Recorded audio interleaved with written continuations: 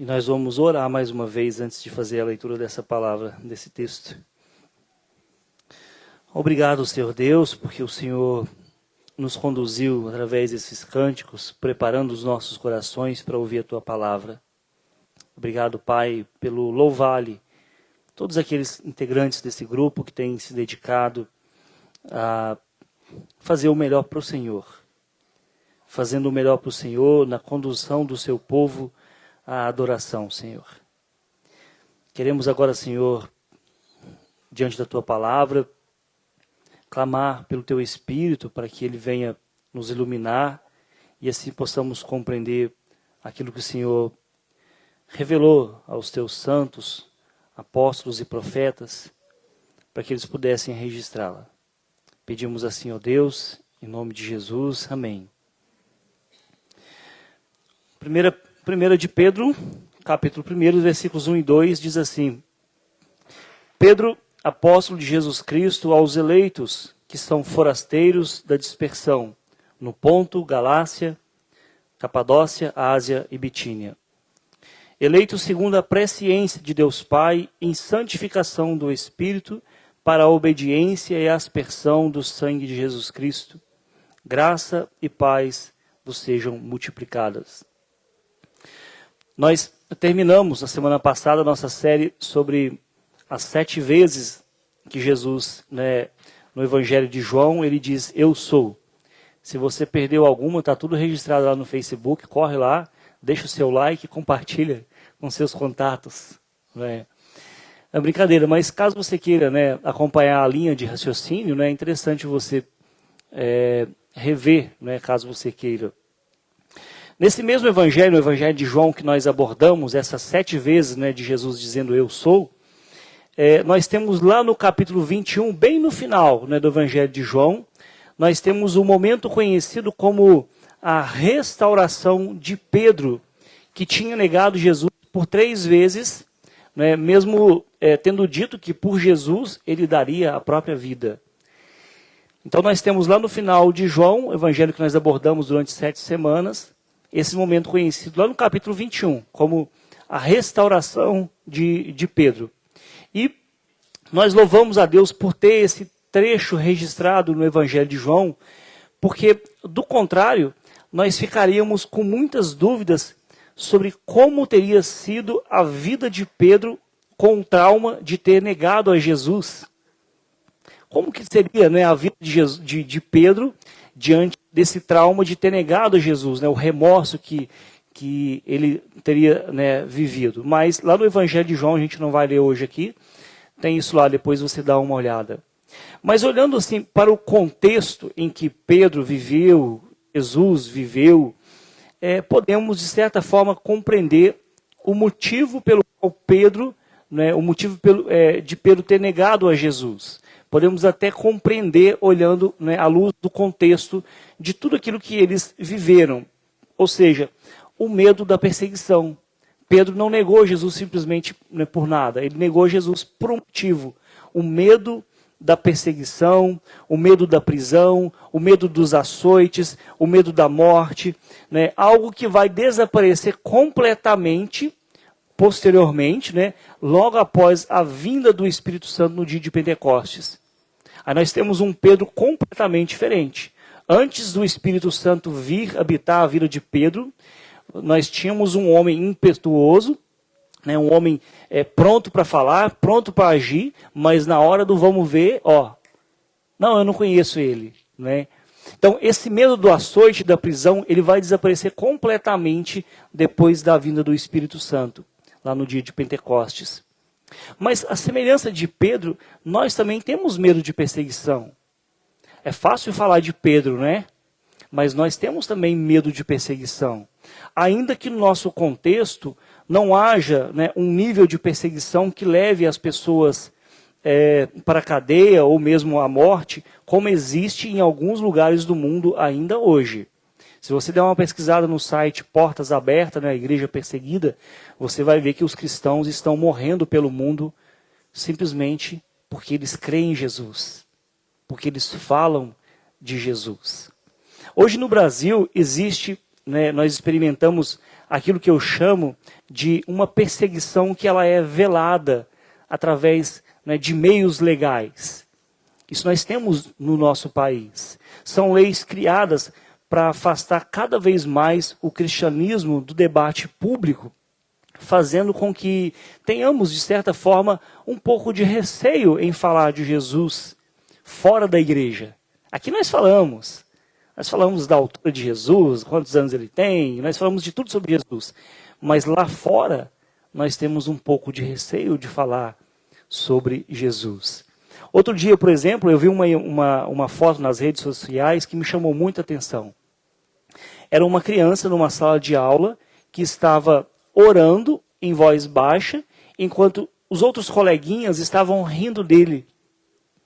E isso me fez pensar no motivo de não termos também coragem de orar publicamente, falar sobre Jesus publicamente, orar em nossas casas, nas nossas reuniões de família, quando nós temos pessoas que não são, né, que não professam a mesma fé que a nossa, né?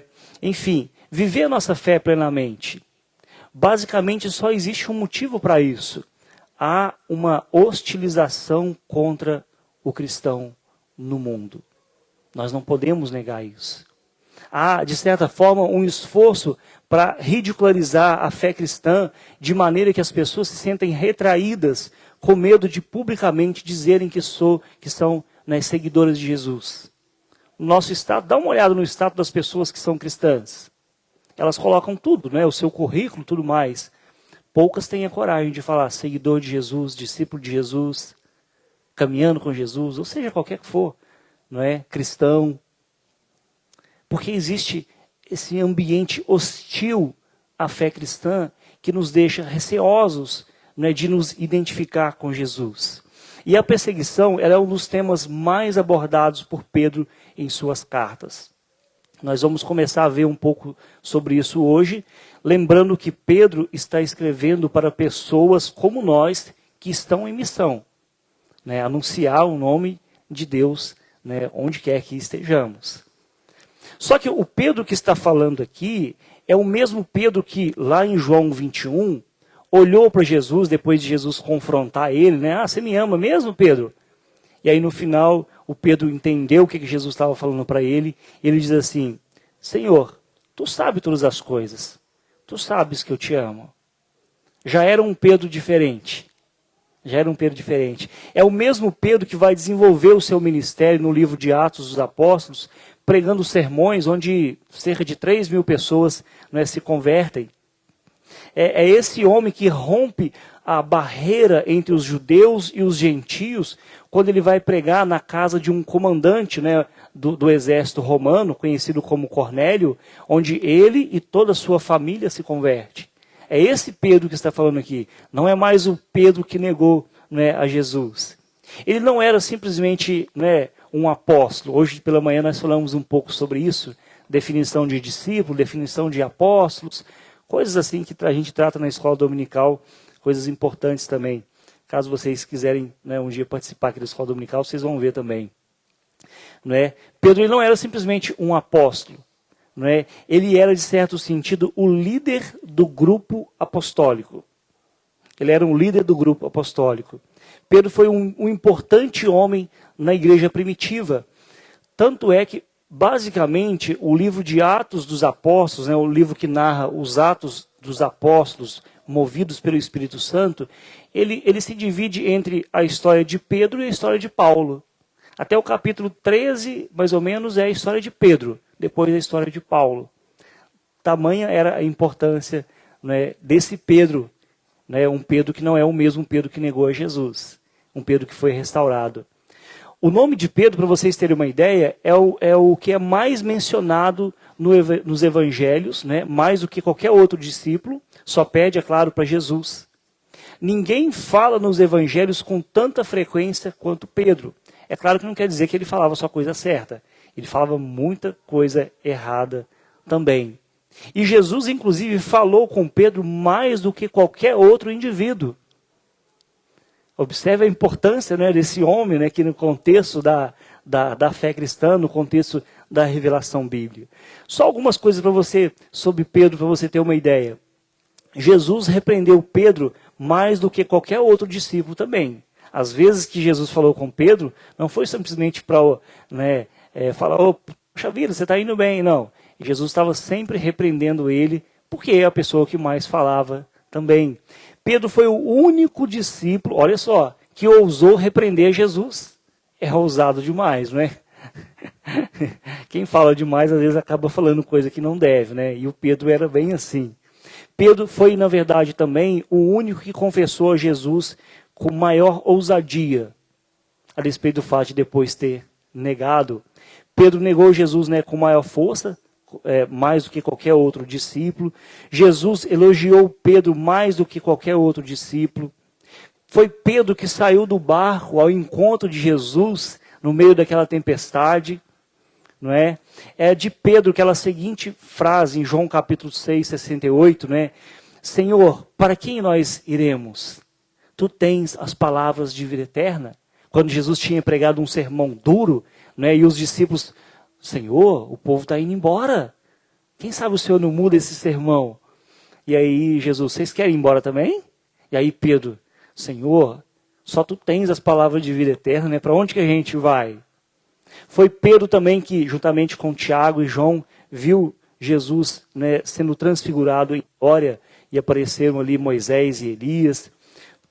Foi Pedro que perguntou para Jesus quantas vezes a gente devia perdoar os nossos irmãos, achando que 7 era muito, e Jesus, não, é bem mais do que isso, 7 vezes 7, não é? Enfim, é esse Pedro que também vai ser perseguido, interrogado, e depois preso pelas autoridades judaicas, como foi descrito no livro dos Atos dos Apóstolos. E agora ele está escrevendo essa carta a cristãos que estão espalhados pelo mundo. Nós vimos aqui no texto em 5 províncias do Império Romano, que também estavam passando por perseguições. Depois de ser perseguido, se você ler o livro de Atos dos Apóstolos, você vai ver que ele foi preso, ele foi açoitado. Ele agora vai escrever para pessoas na Ásia Menor, naquele contexto ali próximo da Turquia, atual Turquia, para pessoas que estão sendo perseguidas agora não somente pelos judeus, mas também pelos romanos. Por que eles estavam sendo perseguidos? Porque eles se identificavam com Jesus. Basicamente, as perseguições aos cristãos se davam por um motivo: os cristãos não são deste mundo.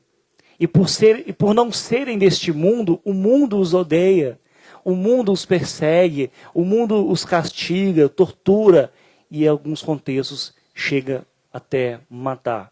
Eu não vou falar aqui da história da igreja, mas depois, se você pesquisar, principalmente a igreja no 1º e 2º século, a igreja foi duramente perseguida. Enfim, nós estamos no mundo, mas não somos do mundo. E Pedro procura incentivar esses irmãos, compartilhando com eles o quanto eles eram especiais para Deus. Precisa ter alguma coisa que justifique essa perseguição aos cristãos. Pedro vai falar, vocês são especiais para Deus. Uma forma de orientar eles, a eles, fortificar a fé deles. Ele começa a passagem dizendo que eles são eleitos. Esse termo já é diferente. Vocês são especiais para Deus. Por quê? Porque vocês são eleitos por Deus. Em seguida, ele fala sobre o que acontece com aqueles que são eleitos. E ele fala também sobre como cada pessoa da Trindade está envolvida no processo da salvação.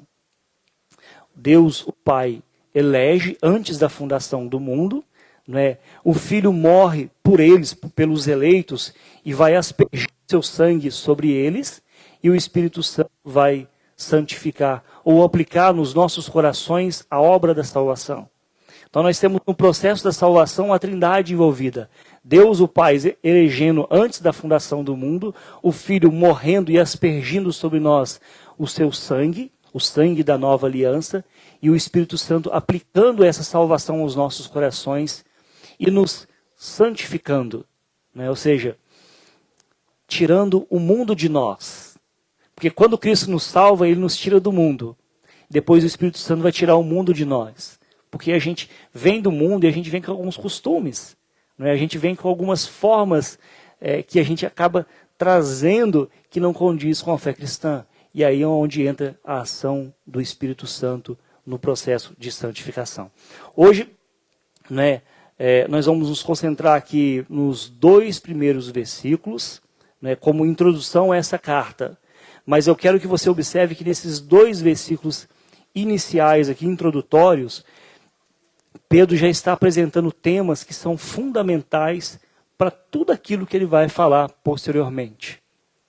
Aqui nós temos a base para tudo aquilo que Pedro vai falar posteriormente. No primeiro versículo ele fala sobre o cristão, né, em relação ao mundo. É o que nós temos aqui no primeiro versículo. Né, como que o mundo nos vê, né, e como que devemos ser orientados em relação à realidade que nos cerca. No segundo versículo ele começa a falar sobre os recursos que nós temos, né, recursos da graça disponíveis para nós, enquanto nós vivemos nesse mundo. O que está ao nosso favor?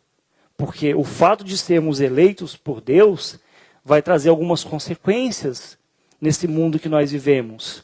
Mas nós temos ao nosso dispor alguns recursos da graça para nos fortificar, para nos consolar, para nos edificar e não venhamos nos perder nesse mundo diante das muitas dificuldades que nós passamos. Então vamos ver em primeiro lugar a relação do cristão e do mundo. E sobre essa questão, nós precisamos explicar 2 palavras importantes nesses versículos aqui, que são eleitos e forasteiros. Eu não vou falar as palavras originais, porque vocês vão achar que é a língua estranha, né? Eclectos, olha só, eclectos é a palavra eleitos, né? Mas enfim, são 2 palavras importantes, eleitos e forasteiros.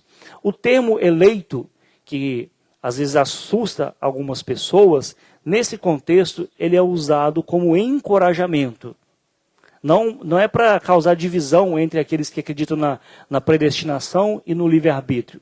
Ele usa esse termo aqui como uma forma de encorajar as pessoas, né? E essa palavra está no plural, se referindo a todos os eleitos, né, escolhidos de Deus naquela província romana, naquelas províncias, né?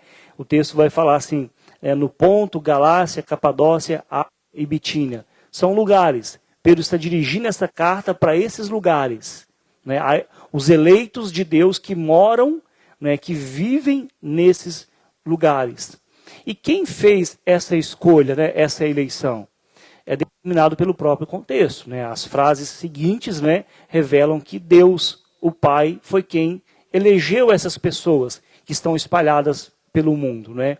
E isso é um elemento chave no encorajamento que Pedro está transmitindo a essas pessoas para que elas tenham esperança e permaneçam firmes na graça de Deus, mesmo em meio a todo o sofrimento que a perseguição causava a essas pessoas.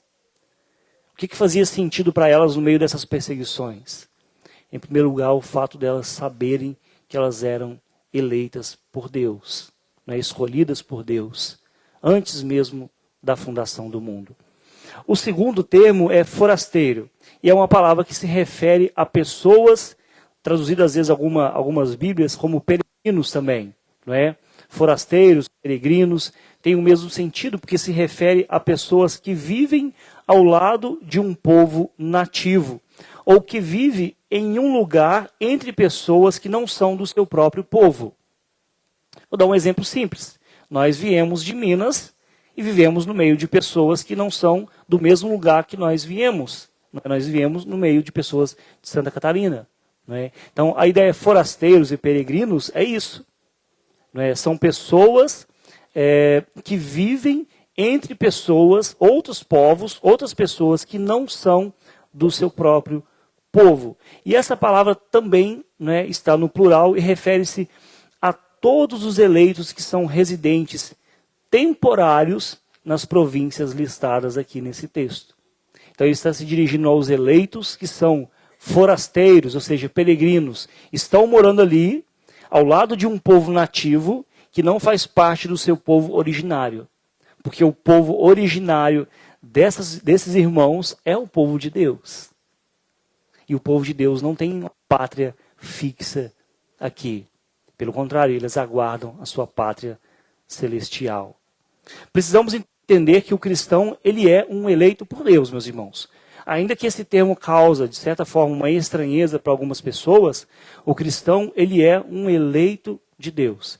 E aí, depois de se apresentar aos seus leitores, Pedro vai dizer, né, ele escreve aos eleitos que são forasteiros da dispersão, ou seja, que estão dispersos, espalhados pelo mundo. E aqui, nesse contexto, no Ponto, Galácia, Capadócia, Ásia e Bitínia. E essa frase inicial, ela fala sobre o que somos em relação ao mundo. São termos projetados para conectar aquele povo, aquele povo, seus primeiros leitores, com o povo de Deus lá no Antigo Testamento, que eram os judeus. Qual que era a relação deles com aquele povo eleito por Deus lá no Antigo Testamento? Era uma relação de continuidade, de irmandade. Porque o povo de Deus não tem fase A e fase B. É o mesmo povo que começa lá com Abraão, que foi eleito antes da fundação do mundo.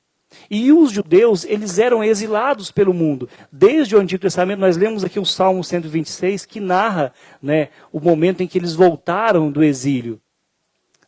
Onde eles se encheram de júbilo, de alegria. Mas depois desse momento, mesmo eles voltando da Babilônia, eles foram inúmeras vezes espalhados pela terra. Então, quando Pedro usa esses termos aqui, ele está conectando os seus leitores com esse povo lá, desde o Antigo Testamento, que estão espalhados pelo mundo, nos mais diversos lugares. E compreender isso é um privilégio e, ao mesmo tempo, traz muitos desafios e responsabilidades. Por quê?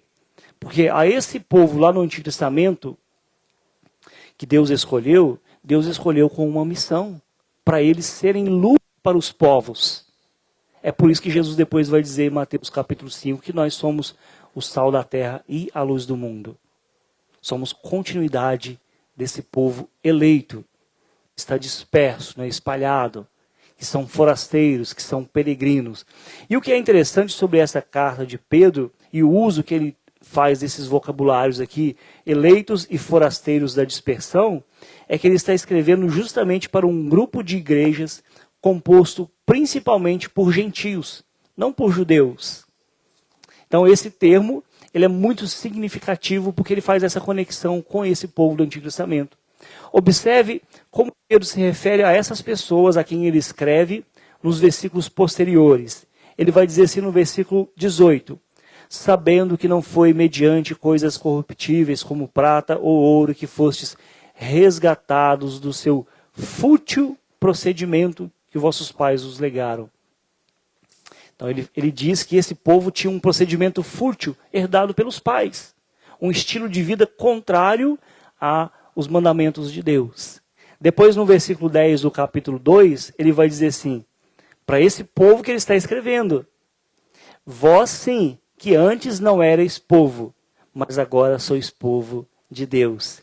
Que não tinhais alcançado misericórdia, mas agora alcançastes misericórdia. Ou seja, eles eram estranhos, eles eram gentios, eles eram pagãos, e agora, pela graça de Deus, se tornaram parte do povo de Deus. São os eleitos de Deus, aqueles que Deus escolheu antes da fundação do mundo. Não porque eles eram bonitos, não porque eles eram pessoas de fé, mas simplesmente por sua soberania. E é da mesma forma que Deus nos escolheu, meus irmãos. Não porque nós somos, bonito nós somos, claro, mas não porque nós somos os melhores. Deus nos escolheu tão somente por sua graça e misericórdia. Ele não viu nada em nós que agradava a Ele. Ele escolheu por sua graça e misericórdia. Então este é outro elemento com o qual poderia encorajar esses irmãos a permanecer firmes na graça de Deus em meio aos sofrimentos, pois é uma referência imediata ao fato de que, independente de onde os cristãos nascem e vivem, se é na mesma cidade, na cidade natal durante toda a sua vida, ou é de pátria em pátria, este mundo não é o nosso lar, meus irmãos. Não é o nosso lar. Este mundo não é o nosso lar. Somos radicalmente mudados para sermos novas criaturas, de modo que somos estrangeiros em nosso próprio local de nascimento. Estamos aqui, mas não somos daqui. Às vezes nós sabemos isso duas vezes, né, Tiago?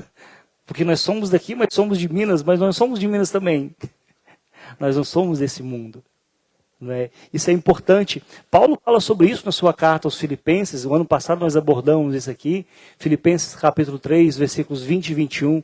Ele diz assim: pois a nossa pátria está nos céus, de onde também aguardamos o Salvador, o Senhor Jesus Cristo, o qual transformará o nosso corpo de humilhação para ser igual ao seu corpo da sua glória, segundo a eficácia do poder que nele tem, para até subordinar-se todas as coisas. E estando, meus irmãos, nesse mundo, quaisquer sofrimento que estejamos passando aqui, eles são de curta duração. Por quê? A nossa leve e momentânea tribulação não é para se comparar, né, com o peso da glória que há de ser revelada em nós. Romanos capítulo 8, versículo 18. Por mais que seja difícil, não é para se comparar com a glória de Deus que há de ser revelada em nós. Por que nós estamos sofrendo? Porque nós estamos num mundo que não é o nosso lugar. Ainda não é a nossa pátria. Não é? Hoje estava conversando com o Arley e esse, eles foram para a Argentina passear lá.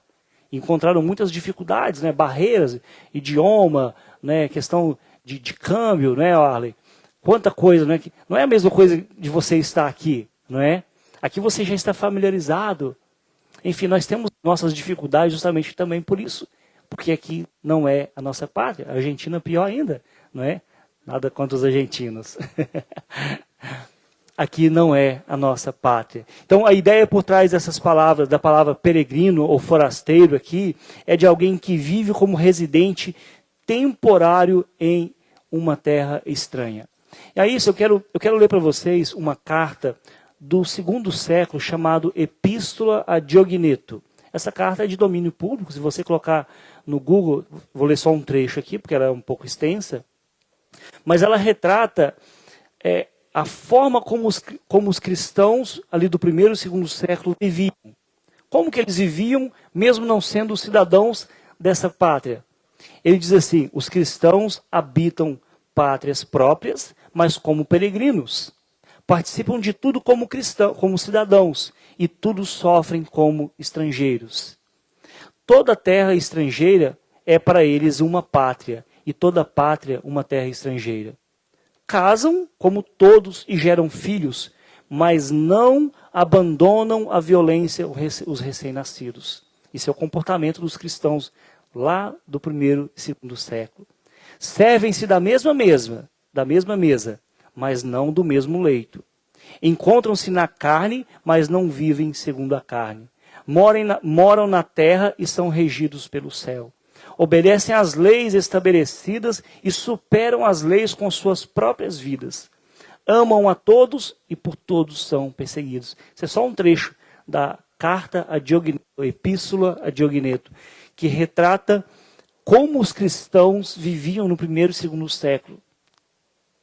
Viviam como se não fossem moradores dessa terra.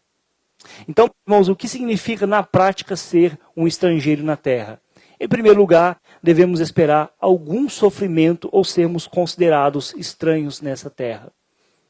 Naturalmente isso vai acontecer, porque nós não fazemos parte desse mundo e por isso somos inúmeras vezes incompreendidos e até mesmo odiados, perseguidos em muitos contextos. Por isso devemos estar continuamente olhando para a nossa pátria celestial. Olha o que diz o autor da carta aos Hebreus falando sobre Abraão. Ele fala assim, capítulo 11, versículos 9 e 10. Pela fé, Abraão peregrinou na terra da promessa, como em terra alheia, habitando em tendas com Isaque e Jacó, herdeiros com ele da mesma promessa. Porque aguardava a cidade que tem fundamentos, da qual Deus é o arquiteto e o edificador. É por isso que Paulo vai dizer lá em Colossenses, né, se ressuscitasse juntamente com Cristo, pensai nas coisas lá do alto, não nas que são daqui da terra. Porque nós somos cidadãos dessa pátria celestial. Enfim, vamos ver agora a relação do cristão com Deus. Porque nós vimos a nossa relação com o mundo. Nós somos estrangeiros, somos forasteiros, somos peregrinos, a despeito do fato de sermos eleitos. Enquanto eleitos, né, temos o privilégio, né, de receber de Deus aquilo que vai nos ajudar, aquilo que vai nos edificar a passar por esse mundo que inúmeras vezes é hostil a nós. Por quê? Porque nós somos representantes, né, de Deus nessa terra. Versículo 2, então, nós vamos ver o cristão em relação a Deus. Diz o texto assim: eleitos segundo a presciência de Deus Pai, em santificação do Espírito, para a obediência e aspersão do sangue de Jesus Cristo, graça e paz vos sejam multiplicadas. Então, a segunda parte desse texto é onde nós temos os recursos necessários para se viver nesse mundo que algumas vezes não nos quer bem. Em primeiro lugar, somos amados por Deus. De que forma? O texto fala eleitos segundo a presciência de Deus. Não é? Somos exilados e eleitos segundo a presciência de Deus. Quando, meus irmãos, a Bíblia fala sobre Deus conhecer seu povo, isso significa muito mais do que saber algo sobre esse povo. Não diz respeito simplesmente a um conhecimento de informação, né, intelectual. É muito mais do que isso. Significa conhecê-los numa relação íntima e pessoal de amor. Quando a Bíblia diz que Deus, né, nos elegeu segundo a presciência de Deus, o pré-conhecimento de Deus, ela está dizendo justamente isso. Não é um conhecimento informacional, é um conhecimento relacional. Não é? Pré-conhecimento é ser amado por Deus. Basicamente isso. Presciência é uma palavra de amor, não apenas uma palavra de compreensão. Ser conhecido, então, de antemão, é ser amado de antemão. É isso que Pedro está dizendo aqui. Nós somos amados antes da fundação do mundo. Antes mesmo de existirmos, né, historicamente falando, Deus já nos amava. Se você é um cristão, foi porque Deus te amou com amor eterno. Não é? Antes que você existisse para Ele te amar como você é, Ele já te amava na eternidade. E amando você, Ele te escolheu. Antes de você nascer e fazer coisa boa ou coisa ruim, para você não dizer que Ele te escolheu porque você fez algo bom, Ele já tinha te amado. Essa figura está lá em Romanos capítulo 9, onde Paulo faz ali a comparação, né, de Esaú e de Jacó, dizendo, né, que Rebeca estava grávida de gêmeos e que Deus amou a Jacó e aborreceu-se de Esaú. E amou a Jacó antes mesmo dele nascer, até porque depois que Deus fosse esperar Jacó nascer para ver se amava ele, não dava para amar, porque nós vimos aqui o Jacó, né, o nome é enganador, e quantas coisas erradas ele fez. Né? Então Deus amou Jacó antes mesmo dele nascer. Foi da mesma forma conosco, meus irmãos. Deus não esperou você nascer para te amar. Porque se Deus estivesse esperando o pastor Marcelo nascer para me amar, talvez eu não seria amado por Deus. Talvez eu não seria amado por Deus. Mas Ele nos ama antes mesmo do nosso nascimento. E nos ama de tal forma que Ele nos escolhe. Olha que coisa maravilhosa. Deus viu que você nunca o escolheria se você fosse entregue por sua própria conta. Porque nós estávamos mortos nos nossos delitos e pecados. Pelo contrário, pelo grande amor com que Ele nos amou, Ele nos escolheu no seu tempo e nos chamou através do Evangelho, num tempo exato. Uns são chamados desde criança, a gente percebe, poxa vida, falei hoje pela manhã de uma criança, correu um vídeo aí outro dia na internet, um menino nos Estados Unidos, na sala de aula, um menino de 6, 7 anos, a tarefa era falar sobre o seu super-herói. O menino falou assim, meu super-herói é Jesus. Tem pessoas que vão se atentar para esse chamado mais à frente, não é? Talvez, quem sabe, no final da vida, né? Aos 45 do segundo tempo, como foi o ladrão, né, na cruz. Mas Deus nos amou e nos escolheu, nos chamou pelo Evangelho. Né, eleitos segundo a presciência de Deus. Porque embora Deus seja onisciente, conheça todas as coisas, essa presciência que não se refere a esse conhecimento de fatos, mas né, Deus conhecer no sentido de se relacionar conosco antes mesmo da fundação do mundo. Porque a palavra conhecer no Antigo Testamento, na maioria das vezes, ela sempre está relacionada a uma relação de pessoas. O homem conhece a sua esposa, ou seja, ele se relaciona com ela. Né? O pai conhece os filhos, porque ele se relaciona com os filhos. Deus nos conhece, porque ele se relaciona conosco, e nós com ele. É por isso que nós amamos a Deus, porque ele nos amou primeiro. Não fomos nós que demos o ponto né, de start. Mas além de amados por Deus, o texto vai falar que nós somos santificados pelo Espírito, não é? Eleitos segundo a presciência de Deus Pai, em santificação do Espírito para obediência. Então, o próximo benefício da eleição é esta obra de santificação do Espírito Santo. E essa obra, meus irmãos, de santificação, a gente precisa saber que ela começa, sim, no momento da salvação. Quando seus olhos se abriram, você deixou as trevas e foi para a luz, você se rendeu a Jesus, essa obra da santificação começa ali. Mas ela vai se estender até o momento em que você se encontrar com Jesus.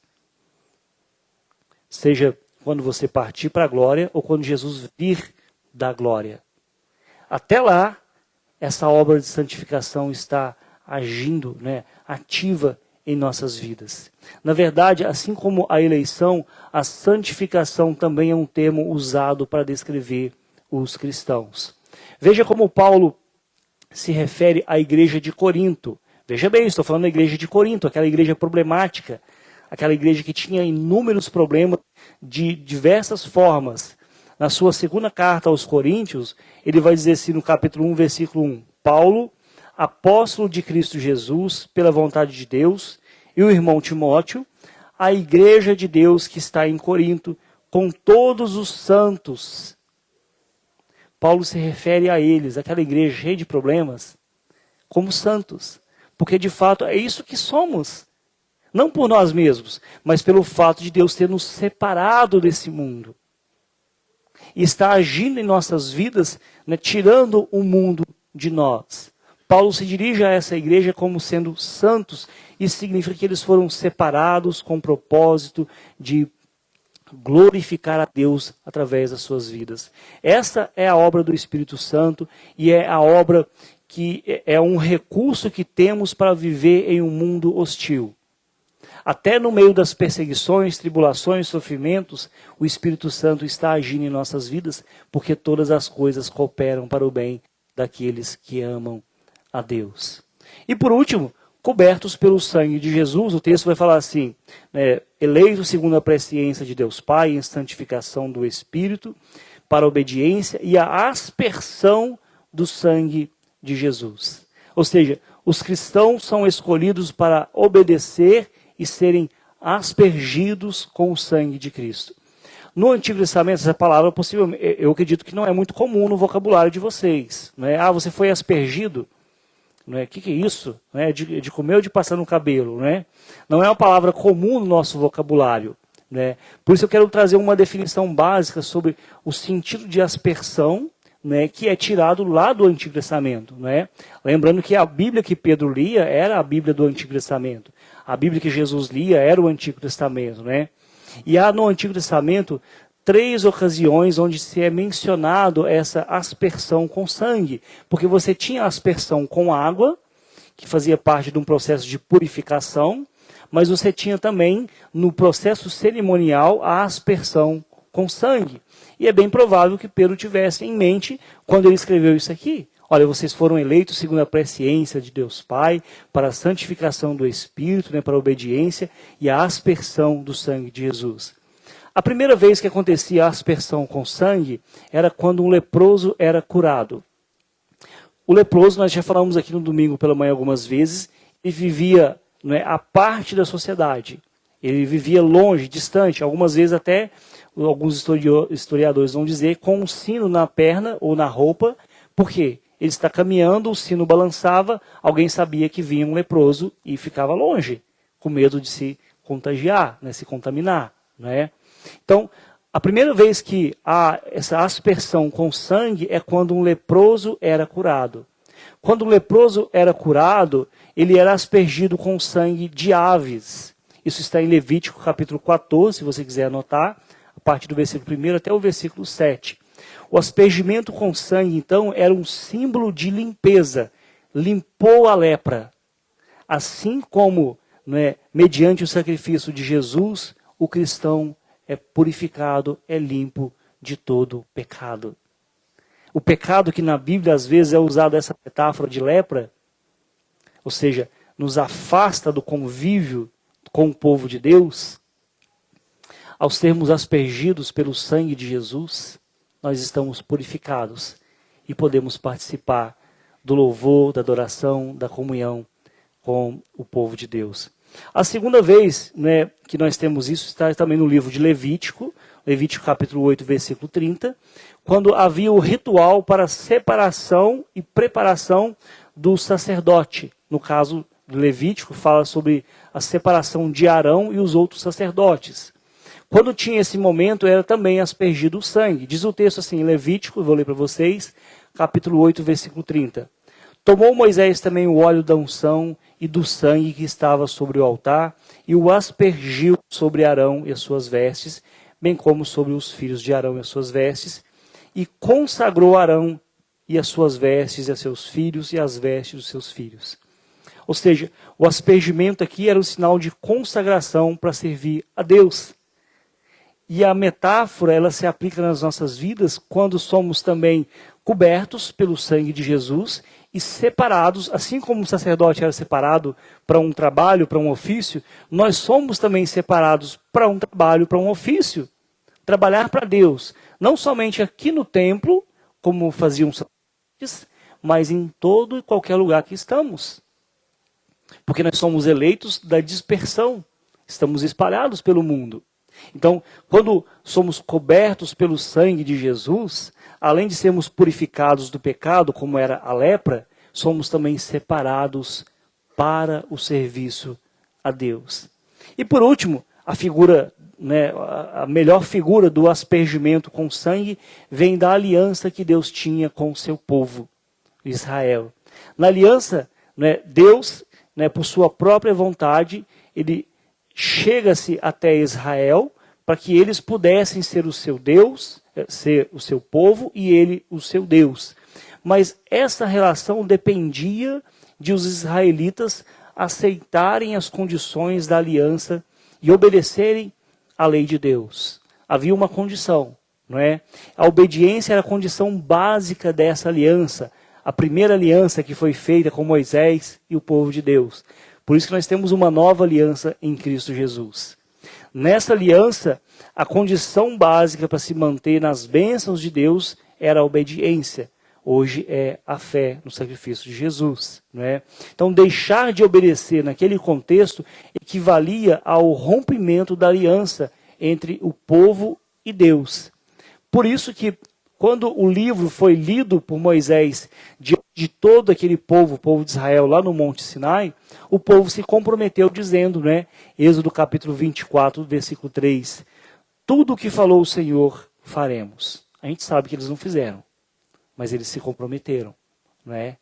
E ali foi selada a aliança. Né? O aspergido sangue selava a aliança. Por isso que nós temos a ceia. É o momento onde é celebrado, né? Onde é relembrado o sangue da nova aliança.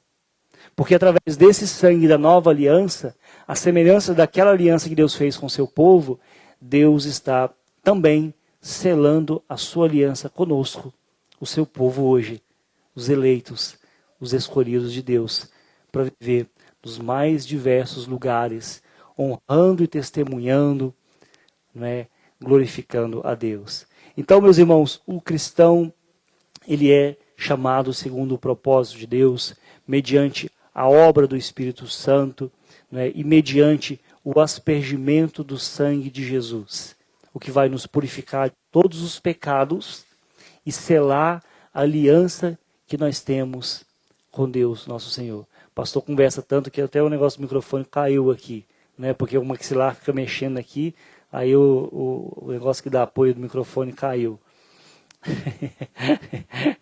Mas enfim, Pedro está escrevendo então, meus irmãos, para pessoas escolhidas por Deus.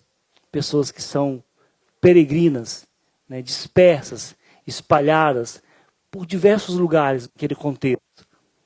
Então essa mensagem é uma mensagem atual, porque ao lermos essa mensagem, nós nos colocamos no lugar dessas pessoas que foram também escolhidas por Deus, eleitas por Deus, e que estamos dispersos também na nossa casa, no nosso trabalho, na rua, na vizinhança, nos mais diversos lugares. E com uma missão, falar para outras pessoas também, honrar e glorificar a Deus. Porque há muitas pessoas ainda que precisam, né, ouvir essa palavra, e a fé nós sabemos que vem pelo ouvir a pregação da palavra de Deus, e serem também inseridas nesse povo que nós fomos inseridos num dado momento da nossa vida, na nossa caminhada. Teremos dificuldades? Sim, claro que teremos, porque nós não somos cidadãos daqui. Nós não usamos a mesma comunicação desse mundo. Pelo menos não deveríamos usar. Pelo menos não deveríamos usar, meus irmãos. Às vezes, e esse é o meu medo, e isso é o que me intriga muito, quando nós estamos parecendo muito com as pessoas, né, desse mundo, porque nós falamos a mesma coisa, nós vamos nos mesmos lugares, nós usamos o mesmo estilo de roupa, nós temos o mesmo pensamento. Aí, poxa vida, será que diferença que há? Que diferença que há? Nós somos eleitos, meus irmãos, escolhidos por Deus. Nós não estamos aqui na nossa casa. Pelo contrário, ansiamos, esperamos a nossa pátria celestial. O que vale tudo isso que Deus fez por nós, nos elegeu, nos santificou e derramou o sangue de Jesus por nós. Aspergiu sobre as nossas vidas o sangue de Jesus para nos livrar, né, do pecado, símbolo da lepra no Antigo Testamento, para nos separar como sacerdotes, pessoas que são escolhidas para exercer o ofício, né, do sacerdócio diante de Deus.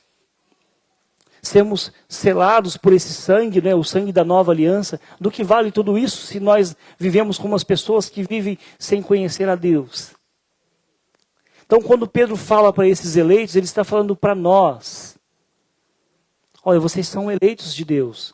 Vocês estão dispersos. E vocês são eleitos, e por serem eleitos, são amados por Deus. E estão num processo de santificação. Então não baixa a guarda não. Ainda que vocês vão passar por sofrimentos, a gente vai ver algumas coisas aqui ao longo dessa carta, e a gente vai passar sim, hostilização. Chega no meio no seu convívio social e fala assim, eu vou fazer uma oração aqui. Faz isso, faz um teste para você ver. Primeiro, se você vai ter coragem. Porque o ambiente é tão hostil que a gente fica, conforme eu falei ontem com os adolescentes, no cristão 007, agente secreto. Em segundo lugar, né, é muito possível que haja, né, aqueles que vão te rotular, aqueles que vão deixar de querer conviver com você. Por quê? Porque você está falando de Jesus. E há um incômodo quanto a isso. Mas nós devemos perseverar. Como eleitos de Deus, amados de Deus, santificados pelo Espírito e aspergidos pelo sangue de Jesus. Vamos orar mais uma vez? Quero convidar os irmãos a se colocarem de pé.